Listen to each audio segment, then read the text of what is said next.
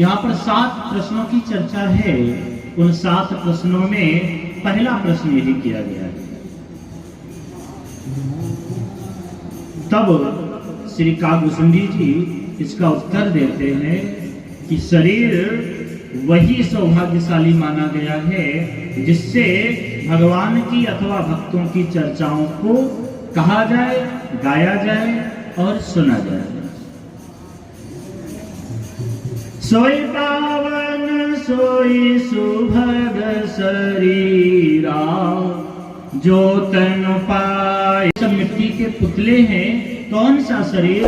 तब कहते हैं कि जो तन पाए भजी रघुवीरा।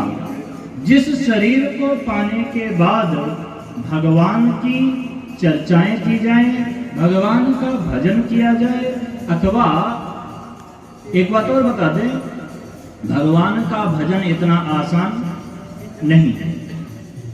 भगवान का भजन नहीं किया जा सकता है। इसीलिए भागवत जी में एक असुर स्तुति करते हुए कहता है, वह असुर कौन है? श्री वृत्रासुर। वृत्रासुर स्तुति करते हुए कहते हैं कि हम आपके दास बनना नहीं चाहते। अहम हरे तव पादैक मूल दासानुदासो भवितास्मि भूयः। मैं आपका दास बनना नहीं चाहता। क्यों? क्योंकि आपके दासों का पतन देखा गया है। आपके दास कभी भी नीचे गिर सकते हैं, कभी स्वयं के किसी दोष के कारण अथवा कभी भगवान की इच्छा के कारण।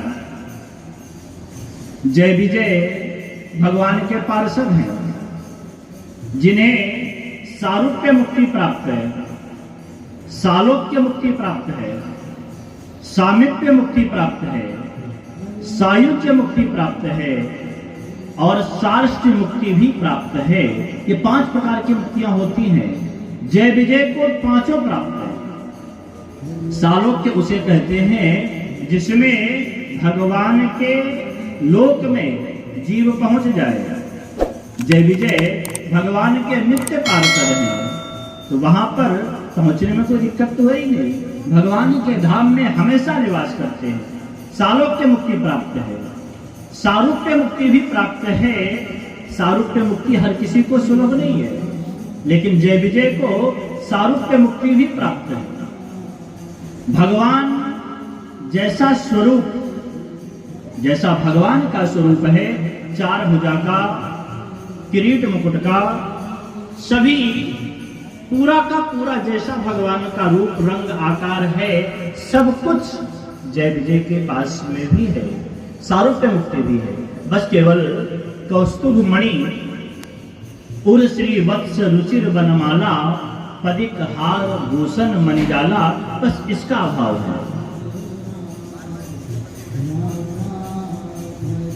बस इसका अभाव है, बाकी अन्य किसी वस्तु का अभाव नहीं है। श्री वत्स की रेखा नहीं है, भृगु चिन्ह नहीं है, श्री भृगु जी के चरण कमलों की जो मोहर लगी हुई है वह मोहर नहीं है, और बाकी सब कुछ रूप रंग आकार सब भगवान जैसा ही है। इसलिए इनको सारूप्य मुक्ति भी प्राप्त है। सालोक्य है, सारूप्य है और सामीप्य भी है। सामीप्य कहते हैं भगवान के नित्य समीप रहना है। बहुत से भक्त ऐसे हैं जिनको सालोक्य तो प्राप्त होता है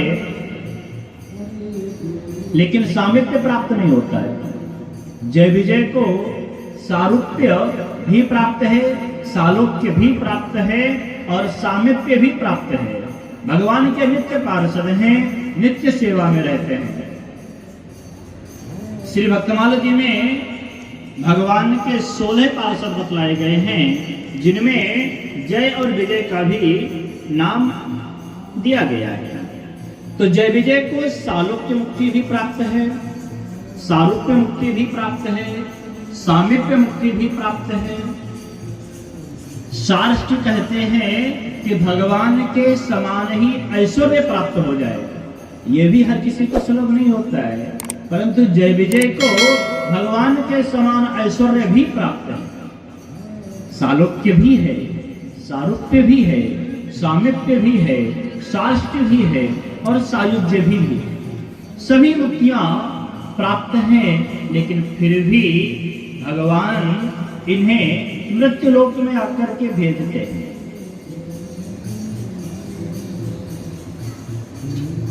जय विजय को सनकादिकों के माध्यम से श्राप दिलवा दिया कि जाओ 3 जन्मों के लिए मृत्यु लोक में जाकर के असुरत्व को संभालो, क्योंकि जो मीठा ज्यादा खाएगा उसे कभी कभी नमकीन खाने की भी आवश्यकता है, नमक खाने की भी आवश्यकता है।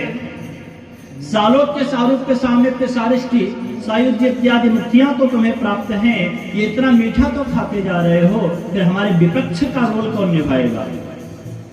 जब इतना अधिक मीठा खाओगे तो कुछ नमकीन खट्टा भी तो खाने की आवश्यकता है। जब हमारे समीप रह सकते हो तो फिर हमारे से विपरीत, हमसे विपक्ष में भी जाना चाहिए। जय विजय, बिना भगवान की अनुमति के किसी को अंदर मत जाने दो। हम चारों भाई सीधे अंदर प्रवेश कर रहे थे, तो ये तुम्हारा कर्तव्य था। तुम्हें व्यर्थ में हमने ही श्राप दे दिया, मेरा दोष है। जय विजय कहते हैं कि भगवान आपका दोष नहीं है, आपने तो हमें उचित शिक्षा ही दी है। सरकारी कहते हैं कि स्वामी तुम्हारे आदर देवे, तुम करते अपमाना, 3 जन्म तक असुर बनो, यह दुज के वचन प्रवाना। तुम लोग 3 जन्मों तक असुर बनोगे, श्राप दे दिया।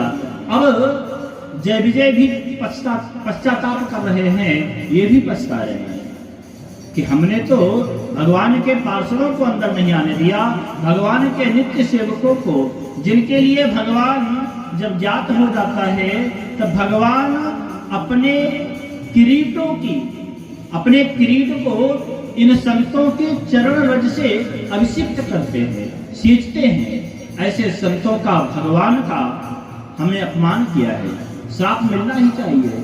पीछे उभय पक्ष को करन पड़ो पछतैया, दोनों पक्षों को पश्चाताप करना पड़ा। अंत में भगवान बाहर आए और भगवान कहते हैं, मम इच्छा कह दीन दयाला।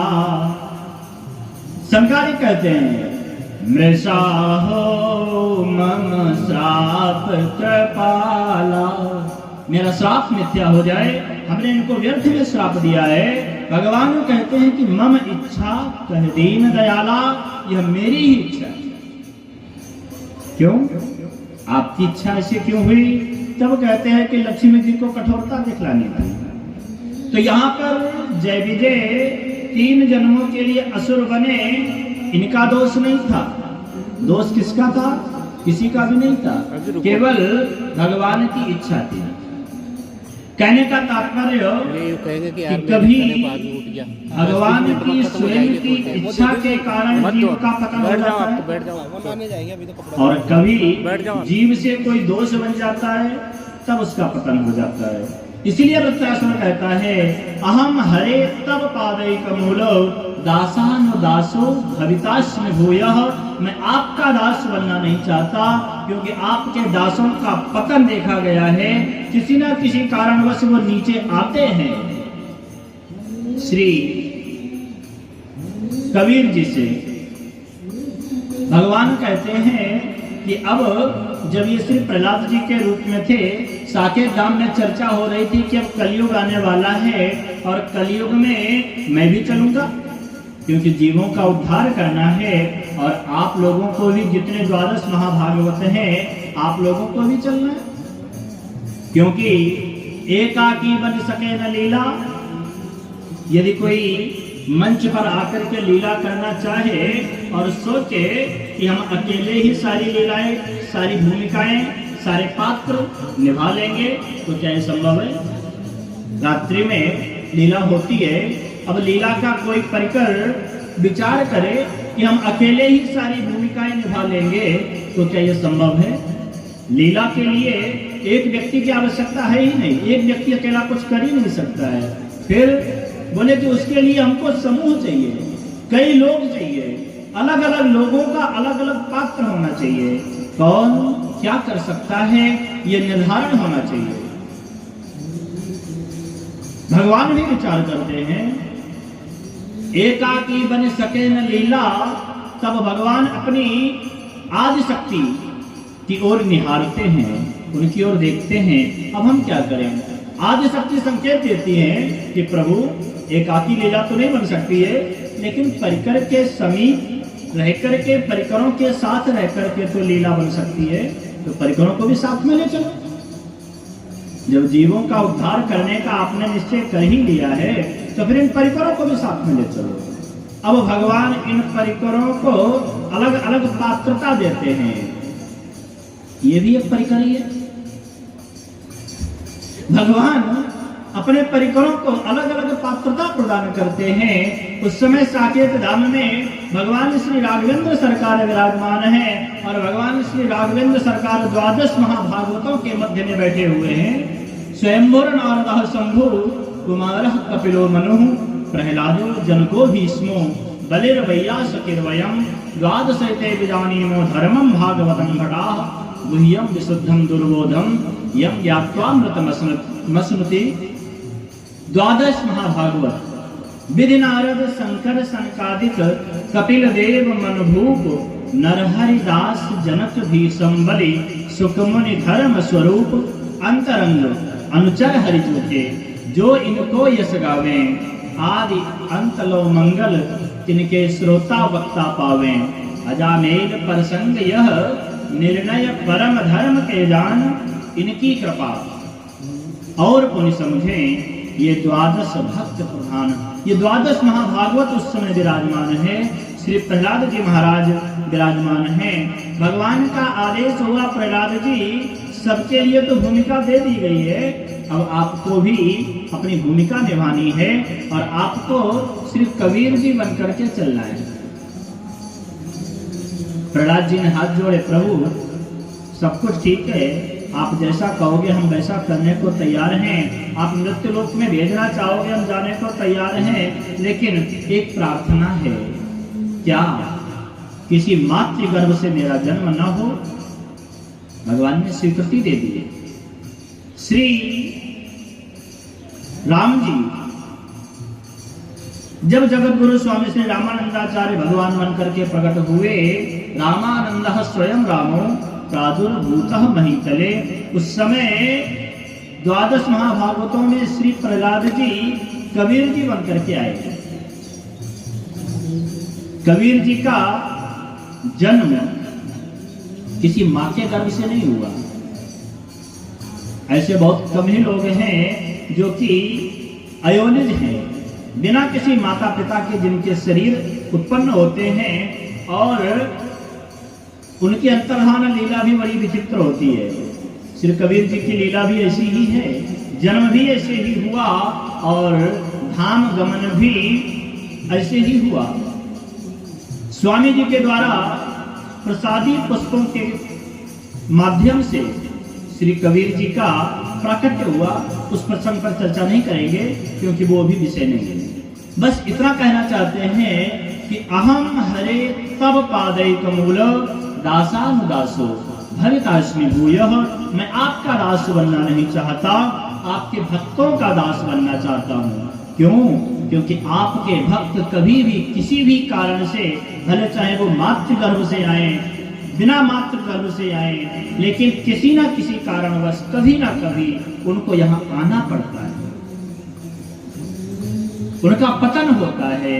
लेकिन जो आपके भक्तों का चरणाश्रित हो जाता है, आपके भक्तों की चरण को, भक्तों के चरण को कस के पकड़ करके रखता है, उसका कभी पतन नहीं होता है।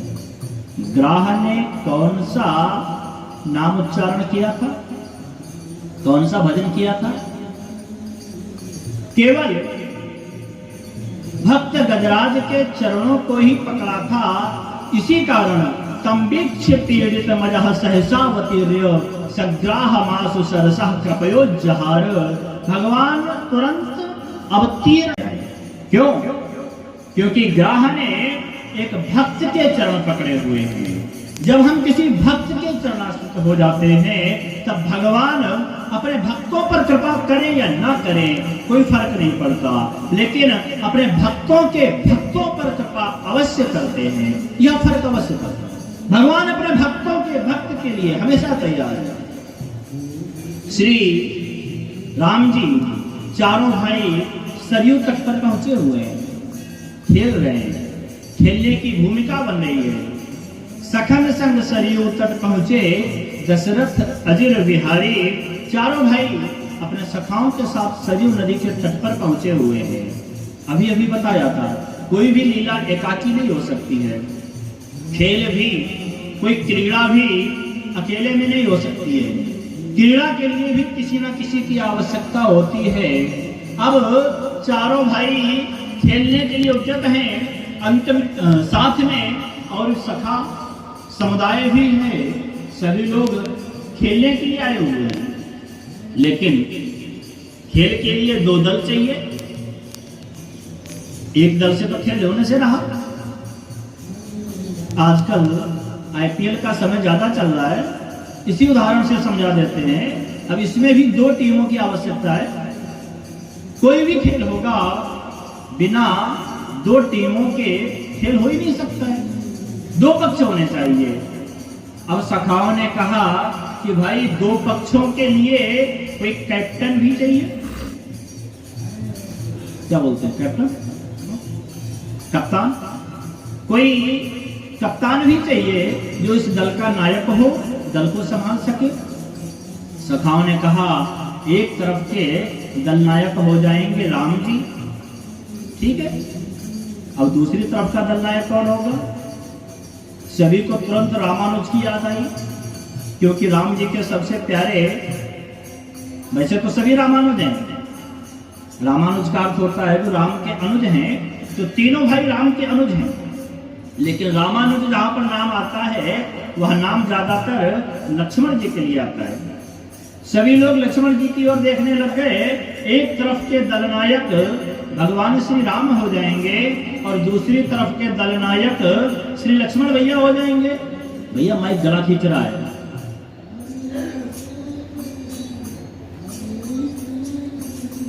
एक तरफ के दलनायक श्री राम जी हो जाएंगे और एक तरफ के दलनायक श्री लक्ष्मण जी हो जाएंगे। लक्ष्मण जी ने कहा नहीं, मैं ये बीच नहीं होने वाला, मैं ऐसा नहीं कर सकता हूं। सखाओं ने कहा भैया खेल है, कोई हमेशा के लिए विपक्ष में थोड़ी होना है। बोले नहीं, चाहे खेल हो चाहे ना हो, हम विपक्ष में नहीं जाने वाले। फिर कहां जाओगे? बोले हम तो भैया श्री राम जी के साथ में ही रहेंगे, हम विपक्ष में नहीं जा सकते। अब सभी लोग भरत जी की ओर देखने लग गए। भरत जी तुरंत तैयार हो गए। क्यों?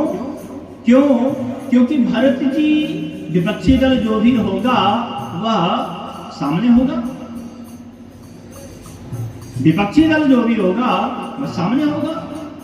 भरत जी ने विचार किया यदि हम भैया के साथ में रहते हैं तो साथ में रहेंगे, चेहरा का दर्शन नहीं होगा। अभी महाराज जी साथ में बैठे हैं तो चेहरा का दर्शन नहीं हो रहा। आप लोग हमारे सामने बैठे हो तो आपके चेहरों के दर्शन हो रहे हैं, आप हमको देख पा रहे हैं, हम आपको देख पा रहे हैं। अब जो आपके साइड में बैठा हुआ है, किनारे बैठा हुआ है, आपके पास बैठा हुआ है, आप उसको नहीं देख सकते, जबकि आपके पास है, लेकिन आप उसको नहीं देख सकते। अब विपक्षी वाला जो है, जो सामने बैठा हुआ है, तो सीधे दिखाई पड़ेगा। भरत जी ने इसलिए तैयार हो गए। भरत जी ने कहा यदि मैं प्रभु के साथ में रहता हूं तो साथ तो मिल जाएगा, लेकिन प्रभु के दर्शन नहीं हो सकते हैं। जब मैं प्रभु के विपक्ष में रहूंगा तो विपक्षी टीम, विपक्षी दल सामने बैठेगा, सामने से क्रीड़ा करेगा, तो सामने से दर्शन कर सकता है। जब मैं प्रभु के सामने रहूंगा तो अनवरत प्रभु के दर्शन होंगे। खेल में चाहे जीतें चाहे हारें वह अलग की बात है, लेकिन प्रभु के सामने रहेंगे, प्रभु के दर्शन होंगे। इसलिए भरत जी तैयार हो गए। और जहां भरत जी हैं वहां पर शत्रुघ्न जी भी रहेंगे। क्यों? क्योंकि भरत जी भगवान के भक्त हैं और शत्रुघ्न जी भगवान के भक्त हैं। वो भरतानुज हैं, यद्यपि लक्ष्मणानुज हैं, लक्ष्मण के छोटे भाई हैं, दोनों युगल पैदा हुए, युगल प्रकट हुए, लक्ष्मण जी के छोटे भाई हैं, लेकिन रहते हमेशा भरत जी के साथ हैं, तो वो भरतानुज हैं। अब जहां पर श्री राम जी हैं वहां तो रामानुज हैं, और जहां श्री राम जी के भक्त भरत जी हैं वहां पर भक्त के भक्त श्री शत्रुघ्न लाल जी हैं। एक बात और ध्यान देना, मानस का ये ऐसे पात्र हैं कि इन्होंने कोई भी युद्ध नहीं किया है। कोई भी युद्ध आप लोग मानस उठा करके देखिएगा, रामचरितमानस में कोई भी युद्ध श्री शत्रुघ्न लाल जी ने नहीं किया है, लेकिन फिर भी श्री शत्रुघ्न लाल जी को उपाधि क्या दी गई? जब वंदना प्रकरण चल रहा है तब श्री गोस्वामी जी लिखते हैं, रिपुसूदन पद कमल नमामि, सूर सुशील भरत अनुगामी। मैं रिपुसूदन के चरण कमलों में प्रणाम करता हूँ। ये हैं कैसे? बोले सूर, बहुत बड़े पहलवान है, बहुत बड़े योद्धा है, पूरी मानस में किसी से भी युद्ध नहीं किया है, लेकिन फिर भी इनको गोस्वामी जी ने सूर शब्द से संबोधित किया है। क्यों? क्योंकि शत्रुघ्न जी ने जिसको मारा है ना, वह अंदर का शत्रु था। श्री राम जी ने रावण कुंभकर्ण को मारा, बाहर के शत्रु थे। श्री लक्ष्मण जी ने मेघनाद को मारा, विदेशी शत्रु था, लंका का शत्रु था। लेकिन शत्रुघ्न जी ने, भरत जी ने भी किसी को मारा है? मारा है। पद्म पुराण के अनुसार तो गंधर्वों को मारा ही है, 13 करोड़ गंधर्वों को मारा है, लेकिन मानस के अनुसार में भी किसी को मारा है। यद्यपि वो पूर्णतया मर नहीं पाए, लेकिन मूर्छित तो हो ही गए। श्री हनुमान जी महाराज जब संजीवनी बूटी लेकर के आ रहे हैं, तब श्री भरत जी ने हनुमान जी को निश्चर समझ करके, बिनु फल सायक मारे चाप श्रवण लगितानी, भरत जी ने निशाचर समझ करके, कोई निशाचर जा रहा है, कहीं किसी नगर में पर्वत न गिरा दे, उसको नष्ट न कर दे, इसलिए श्री हनुमान जी पर भी श्री भरतलाल जी ने प्रहार किया है। बच गए वो अलग की बात है, उस विषय पर चर्चा नहीं है। तो भरत जी ने भी प्रहार किया, वो बाहर के शत्रु थे। हनुमान जी भी बाहर के थे, अयोध्या के तो नहीं थे, बाहर के ही थे। तो श्री भरत जी ने भी बाहर प्रहार किया है, लेकिन श्री शत्रुघ्न जी एक ऐसे योद्धा हैं जिन्होंने अयोध्या में रहने वाली मंथरा पर प्रहार किया है। सब बाहर के शत्रु हैं, बाहर के लोग हैं, लेकिन मंथरा अवध की है। अवध के अपने स्वयं के घर के लोगों को मारना कठिन पड़ता है, लेकिन जब श्री शत्रुघ्न लाल जी को ज्ञात हुआ कि इस मंथरा के बहकाने में हमारे भैया का वनवास हुआ है, तब श्री शत्रुघ्न लाल जी ने घूमा गिला तक कुंवर मारा, उसकी पीठ पर प्रहार किया। तो कहने का तात्पर्य, शत्रुघ्न जी अंदर के शत्रु पर प्रहार करते हैं। एक बात और बता दें, रावण, श्री गीतावली रामायण में कहा गया है, मोह दशमौल तदभ्रात अहंकार। रावण कौन है? मोह का स्वरूप है। तो ये मोह भी बाहर के लोगों से होता है। तदभ्रात अहंकार, अहंकार भी बाहर ही होता है। मेघनाद काम का प्रतीक है, तो ये काम भी बाहर का शत्रु है, लेकिन मंथरा लोभ का प्रतीक है, और लोभ हमारे अंदर से होता है। शत्रुघ्न जी ने लोभ पर प्रहार किया, इसीलिए गोस्वामी जी ने कहा, सूर सुशील भरत अनुगामी। ये सूर हैं, सुशील हैं और भरत जी के अनुगामी हैं। श्री शत्रुघ्न जी भरत जी के पक्ष में जाकर के, भरत जी के साथ में रह करके और क्रीड़ा करने लग गए। कहने का तात्पर्य, वृत्रासुर कहता है कि अहम हरे तब पादे कमलो दासानुदासो भवितास्मि भूयः। मैं आपका दास बनना नहीं चाहता हूँ, आपके दासों का दास बनना चाहता हूँ, क्योंकि आपके दास का कभी कभी समयानुसार मृत्युलोक में आगमन होता है, लेकिन जो आपके दास बन जाते हैं, आपके दासों के दास बन जाते हैं, उनके उद्धार में कभी कोई कमी नहीं रह जाती है। तो हम लोग यदि किसी भक्त के, यदि भगवान के भक्त बन जाए तब तो अच्छी बात है। यदि भगवान के भक्त नहीं बन पा रहे हैं तो फिर कम से कम किसी भक्त के चरणाश्रित तो हो जाएं, किसी भक्त के चरणों को तो पकड़ लें। और श्री पीपानंदाचार्य भगवान से श्रेष्ठ भक्त तो कोई हो नहीं सकता है। ये भक्त राज है, दोनों प्रकार से राज भक्त भी हैं, क्योंकि पहले राजा बने थे, बाद में आकर के भक्त बने हैं, तो राज भक्त भी हैं और भक्त राज भी हैं, क्योंकि भक्तों में भी राजा बने हुए हैं, भक्तों में भी सिरमौर बने हुए हैं, भक्तों के सिर मुकुट बने हुए हैं, भक्तों के आधार बने हुए हैं। इसलिए ये राज भक्त भी हैं और भक्त राज भी हैं।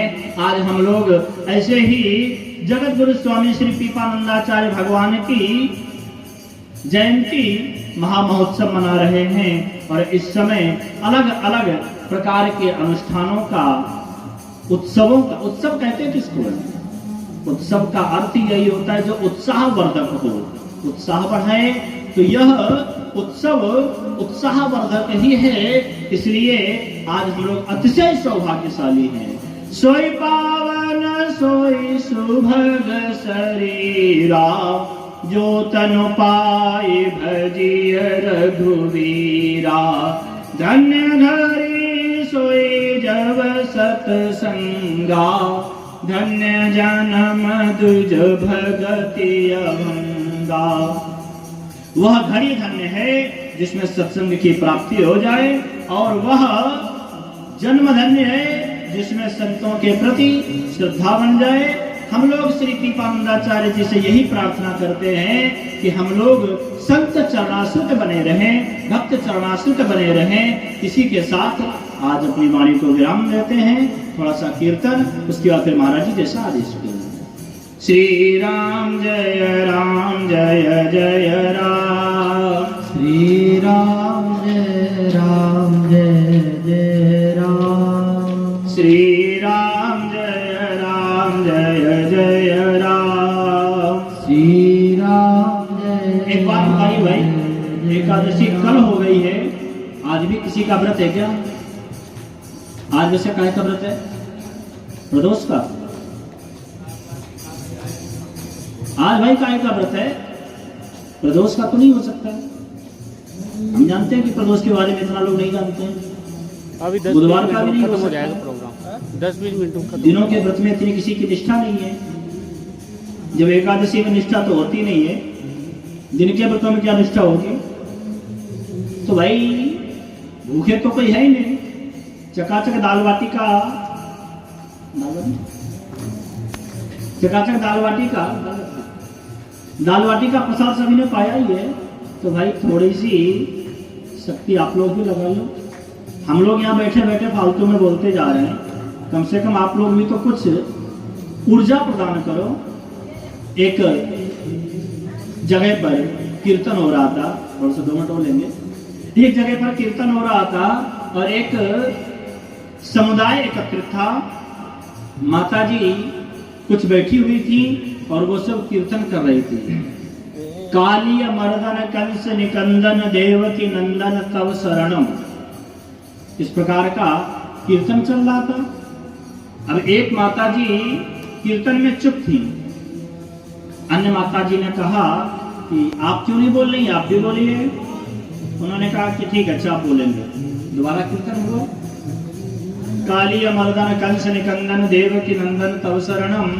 अब माताजी कीर्तन बोलने लग गई और माताजी कहती हैं, कालिय मर्दन कंस निकंदन पप्पू के पापा तव शरणम। पड़ोस वाली ने कहा, भाई ये पप्पू के पापा क्या मतलब? सीधे सीधे नाम क्यों नहीं ले रही हो? यहाँ पर देवकी नंदन नाम आया, सीधे सीधे नाम लो। माता जी कहती हैं कि देवकी नंदन हमारे पुप्पू के पापा का नाम है। अब हम भारतीय नारी हैं तो अपने पति का नाम कैसे ले सकती हैं, इसलिए इनका नाम नहीं ले सकते हैं। भाई अगर ऐसा कुछ है, कीर्तन में यदि कभी किसी के पिता, माता, भाई, किसी भी रिश्तेदार का जिनका हम नाम नहीं ले सकते हैं, यदि उनका भी नाम आ जाता है तो कीर्तन में नाम लेने में किसी भी प्रकार का कोई भी दोष नहीं लगेगा। इसलिए सभी लोग थोड़ा सा प्रेम से बोल लीजिए, श्री राम जय राम जय जय राम। सच बताना, पहले वाली आवाज में और अब की आवाज में कुछ अंतर था? भाई हम लोग भी बोल रहे हैं तो आप लोग भी थोड़ा सा सहायता कीजिए। जब आप लोग बोलोगे तो यहाँ पर जो बैठ कर के बोलते हैं उनको थोड़ी ऊर्जा प्राप्त होती है। जैसे कि बैटरी वाले खिलौने होते हैं ना, चाबी वाले, तो उनमें जब चाबी भरो तो चलते हैं। कोई भी चार्जिंग उपकरण है, यदि वह चार्ज नहीं किया जाएगा तो फिर नहीं चलेगा। तो भाई आप लोग हमको चार्ज करो, हम आपको चार्ज करें, आप लोग हमें कीर्तन सुनाओ, हम आपको कथाएं सुनाएं, तभी तो दोनों चार्ज हो पाएंगे ना।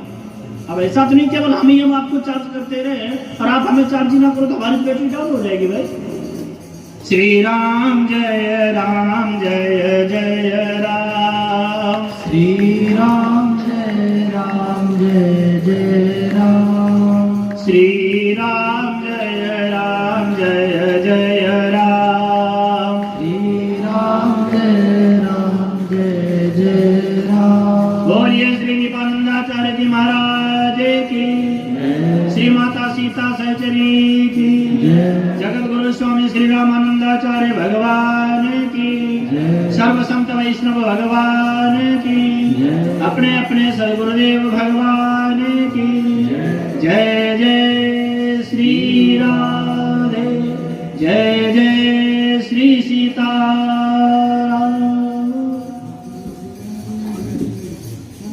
श्री पीपाजी महाराज की, पीपाजी के जयंती महामहोत्सव की, गुरु नानक देव जी महाराज की, श्री गुरु ग्रंथ साहब की, श्री हमारे गुरु भाई गुरु शरण जी ने बहुत सुंदर भगवान की शरण से भी अधिक महिमा है भक्त की शरण ग्रहण करने की। इस विषय पर श्री गुरु शरण जी ने विचार प्रकट किए। जाके सुमरन तेर पुनासा, नाम शत्रुहन वेद प्रकाशा। शत्रुघ्न जी का मंगलमय चरित्र कहा। शत्रुघ्न जी का एक युद्ध हुआ है मथुरा में। श्री शत्रुघ्न जी ने मधु दैत्य का वध किया और मथुरा का पुनरुद्धार किया। मथुरा में आज भी श्री शत्रुघ्न जी राजा हैं मथुरा के। मथुरा में शत्रुघ्न जी राजा के रूप में विराजमान है।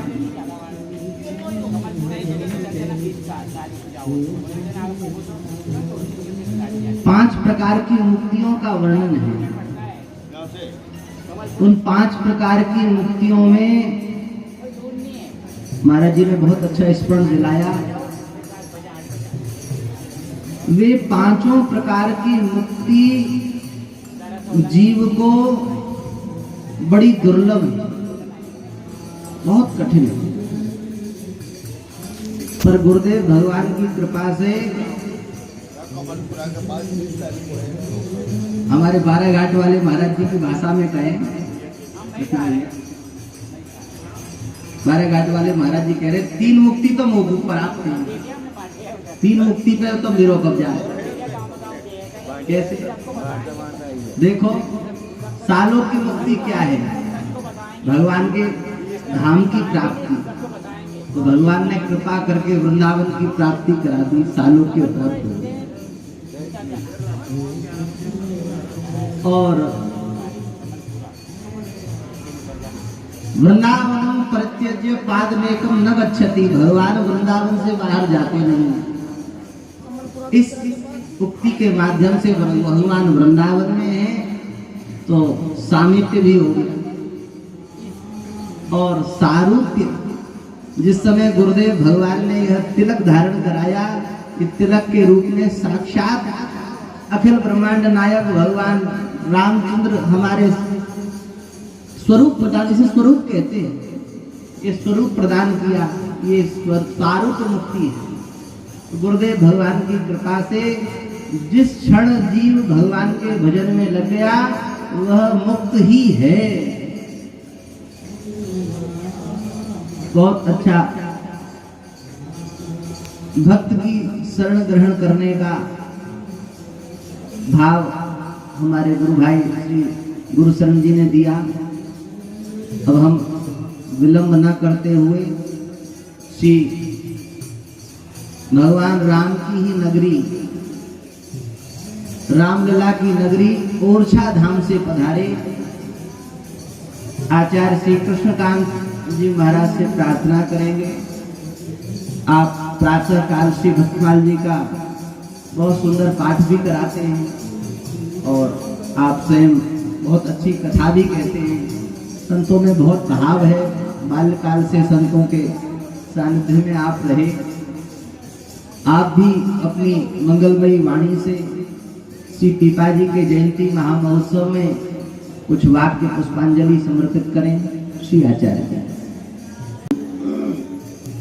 स्वस्ति श्री गणेशाय नमः।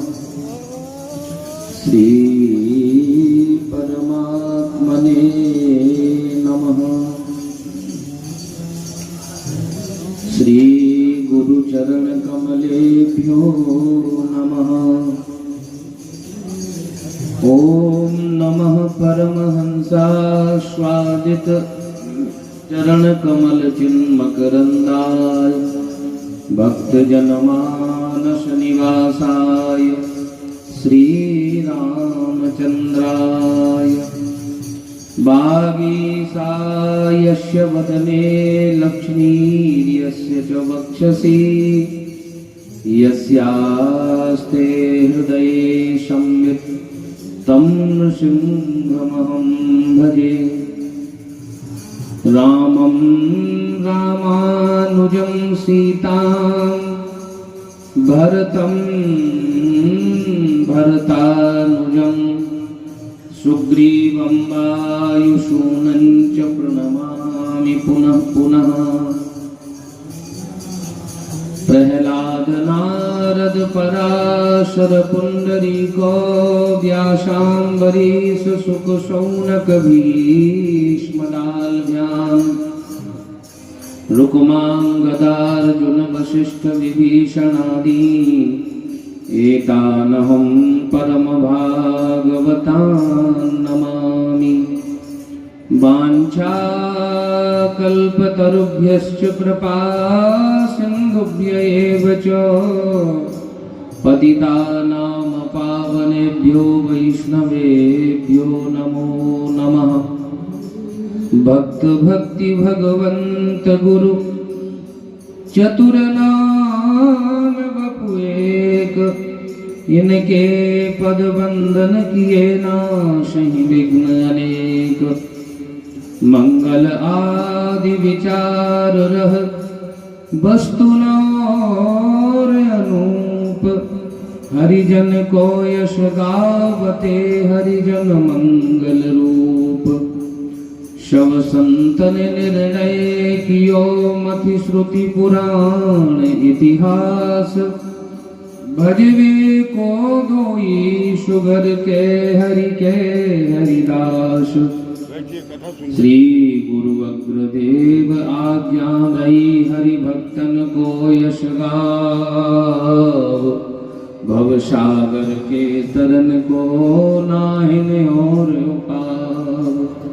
बंदो गुरुपद कंज कृपा सिंधु नर रूप हरि। महामोहतम पुंज जाशु वचन रवि कर निकर।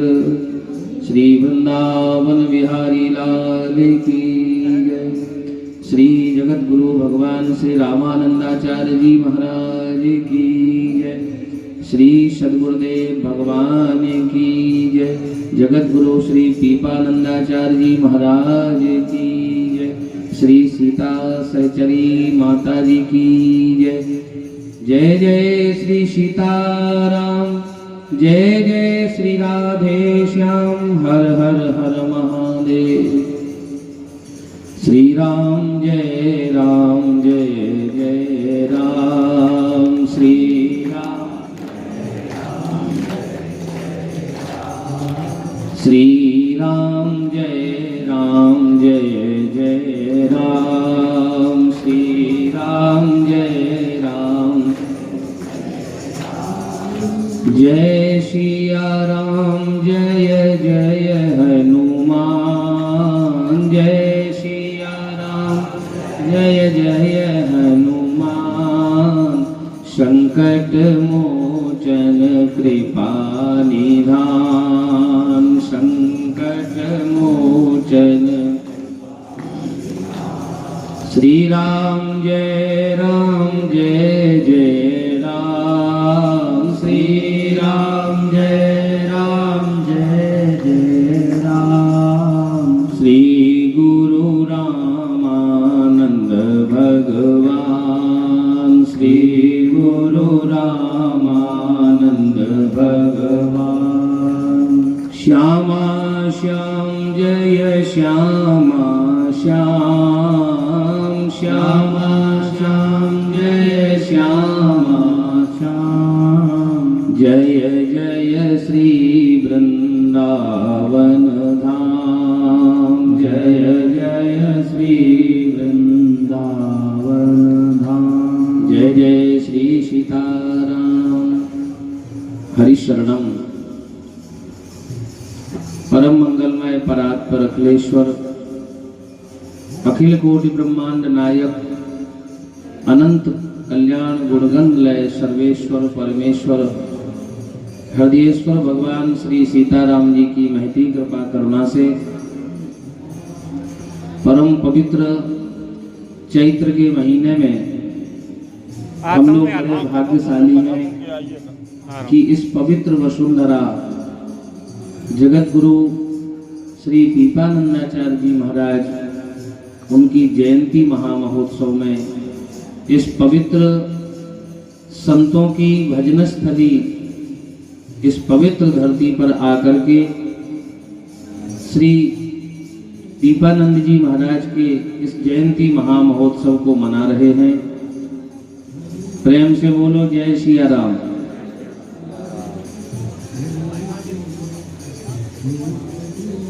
भक्त का उत्सव भगवान ही मनाते हैं। हम लोग भगवान का उत्सव मनाते हैं और भगवान ही संतों का भक्तों का उत्सव मनाते हैं। ये यथा माम प्रपद्यन्ते तांस तथैव भजाम्यहम्। आज हम लोग ऐसे पवित्र स्थान पर विराजे हैं जिस स्थान पर साक्षात जगत गुरु भगवान श्री रामानंदाचार्य जी महाराज अपने प्रधान शिष्यों के साथ में पधारे। भगवान का नाम है भक्त वांछा कल्पतरु। हम लोग भगवान को भक्त वांछा कल्पतरु कहते हैं। भगवान भक्त वांछा कल्पतरु हैं, शरणागत वत्सल हैं।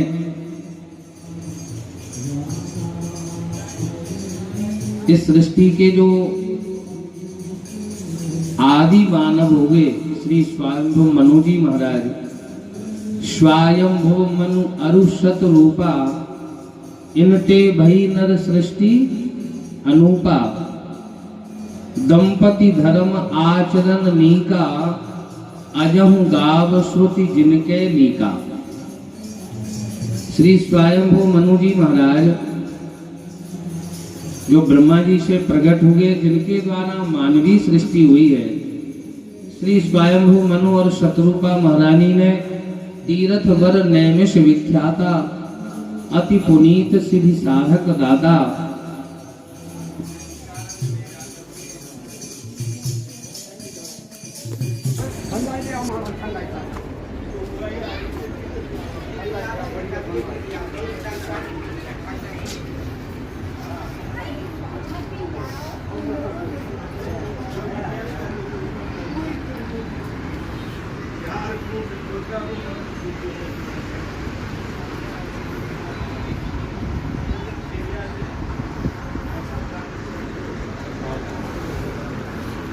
देखते रहो।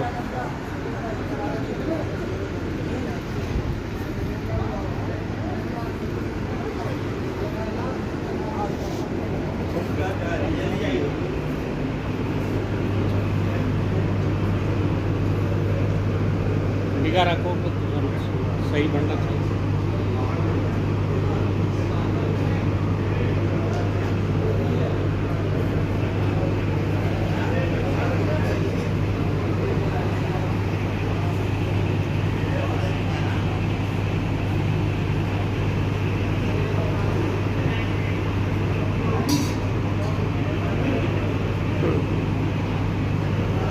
आओ इधर आओ।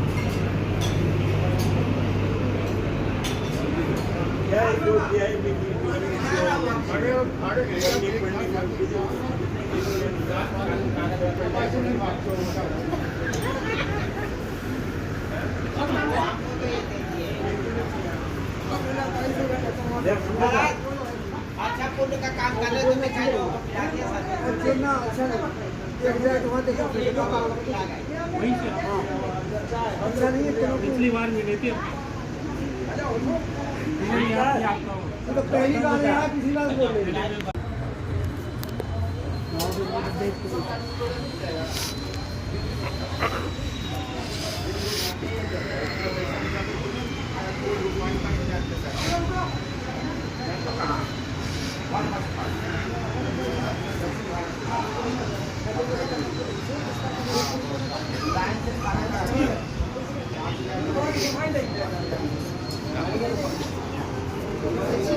सिकंजी आइए सिकंजी लीजिए आगे तो हमारा काम